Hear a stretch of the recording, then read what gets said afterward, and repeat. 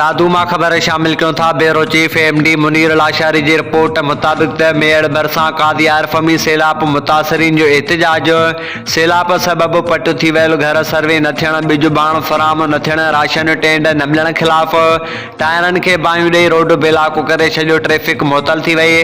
तफ़सील मूजिब UC कादी आरफ जे ॻोठ कोंदी तफण अहमद खान चांडियो ॾिनल कमांगर बालू बंड लॾतो बंड ॻोठ लोइंग मैसर समेत ॿियनि ॻोठनि जे मुतासरीन कादी आरफ रोड बंद करे एहतजाजी मुज़ाहिरो कियो। मोहम्मद याकूब मैसर अली रज़ा जामरी इमदाद जुगरो शमन चांडिया ॿियनि एहतजाज कंदे मीडिया सां ॻाल्हाईंदे चयो त असांजे UC कादी आरफ में हमेशह पीपल्स पार्टी अक्सरियत सां कामयाबी हासिल कई आहे। सैलाब सबब असांजा घर टई पट थी विया आहिनि, फसल तबाह थी विया आहिनि, खुलियल आसमान हेठि बेयारो मददगार बणिजी वेठल आहियूं, का बि वावर न थी सघी आहे। मुतासरीन मुज़ाहिरीन जो मुतालबो कंदे चयो त सैलाब सबब तबाह थी वियल घर सर्वे कया वञनि, ज़मीननि लाइ बिज भाण राशन टेंड फराम करे परेशानी दूर कई वञे। ॿी सूरत में असांजो एहतजाज जारी रहंदो।